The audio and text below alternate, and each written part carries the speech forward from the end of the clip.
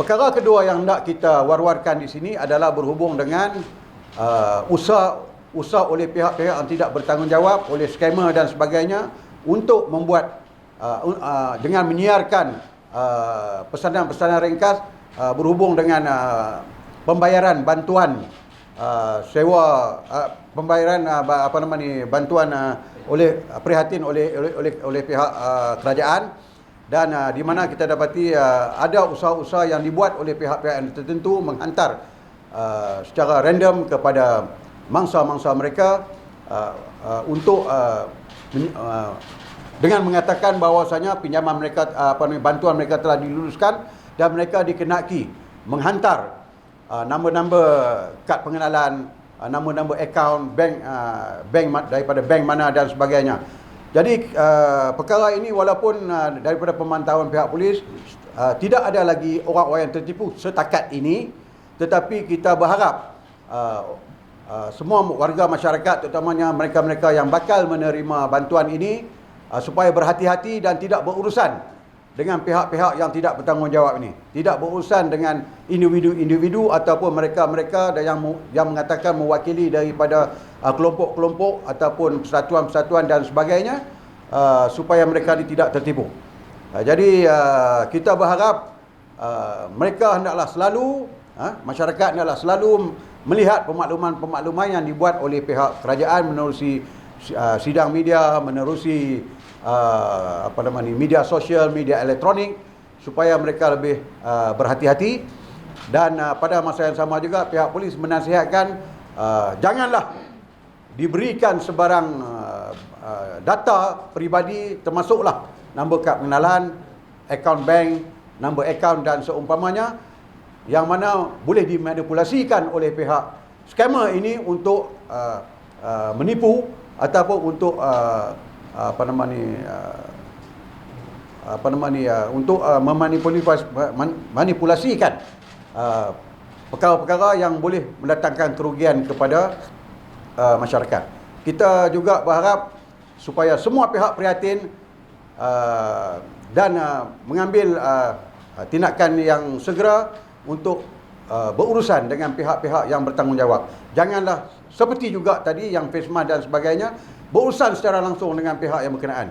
Dan pihak kerajaan telah pun mengeluarkan hanya pihak lembaga hasil dalam negeri saja yang berkuasa untuk memastikan kelulusan ini, dan berurusanlah terus dengan pihak yang berkenaan dan bukannya berurusan dengan pihak-pihak lain.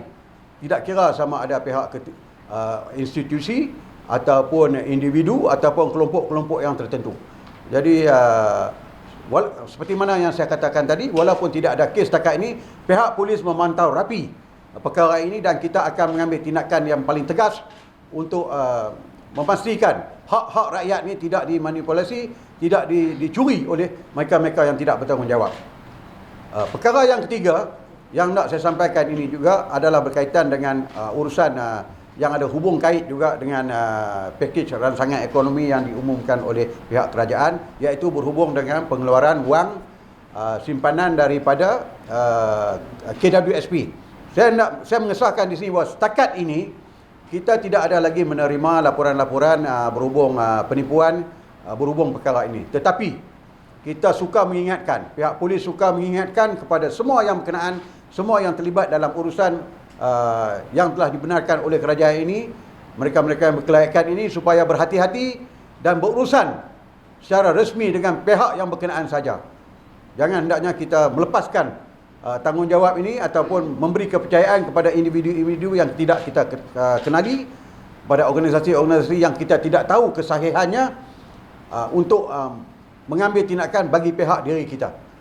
Jadi saya berharaplah dengan pengumuman yang dibuat oleh pihak polis ini, pihak rakyat akan lebih prihatin, pihak akan lebih meningkatkan kesedaran kita untuk mengelakkan diri kita daripada ditipu oleh skamer ini, yang mana sekiranya ia berlaku, ia merupakan satu kerugian lah. Sebab hasrat kerajaan dalam konteks pakej rancangan untuk membantu kelompok-kelompok yang telah dinyatakan tempoh hari semasa sidang akbar oleh pihak berkuasa tidak akan tercapai. yang berkenaan dengan bantuan ihsan yang diwalakan ekonomi LHDN dan akaun dan sebagainya. Okey. Ada tak sindiket tu siapa dan dari mana mereka operasi dikenal pasti setakat ni? Setakat ni kita belum kenal pasti lagi. Kita sedang mengesan menerusi kita punya bahagian jenayah cyber multimedia kita untuk melihat ataupun untuk buat backtrack balik daripada mana puncanya, dan kita akan mengambil tindakan tegas lah kalau kita mendapati mereka ini bertanggungjawab ataupun mereka ini terlibat dalam usaha untuk phishing kepada mangsa-mangsa mereka ni di dalam konteks kes bantuan ihsan.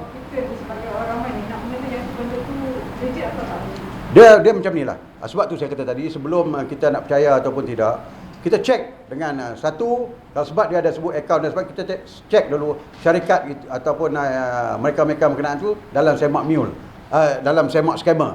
Satu. Yang keduanya, kalau dia menyatakan silakan masuk dalam akaun ini, and then semak dia punya mule account punya. Yang ketiga, kalau tidak ada butiran dan sebagainya, semaklah dengan pihak polis yang berada di kawasan berhampiran, ya, berhampiran di IPD khususnya yang terdapat pegawai-pegawai daripada Jabatan Jenayah Komersial. Tapi kalau dia melibatkan agensi, semaklah, macam kata contoh dalam bantuan sara hidup dan sebagainya, semaklah dengan pihak LHDN. Kan kalau kita tengok memang jelas LHDN kata tak perlu, mereka-mereka yang bayar income tax tak perlu semak automatik, mereka-mereka yang pernah menerima bantuan BRIM tak perlu disebabkan butiran tu dah ada. Cuma ni mereka-mereka yang mungkin belum ada. Sebab kalau kita lihat dalam konteks projek ransangan ni, pakej ransangan ini, dia ada kelompok-kelompok dia. Pendapatan isi rumah sekian banyak. Pendapatan isi rumah di antara sekian banyak. Kalau individu bujangnya begini. Dia pakej dia banyak. Jadi mungkin ada di antara mereka itu tidak termasuk, mungkin tidak termasuk dalam BRIM ataupun tidak termasuk dalam bantuan saraan hidup. Sebelum ini mungkin mereka-mereka ini tidak mempunyai rekod dengan pihak mereka-mereka inilah kena berurusan secara langsung dengan pihak berkuasa yang berkenaan, dengan LHDN tu, pihak yang berkuasa dalam konteks pemberian pemberian bantuan sara hidup ni.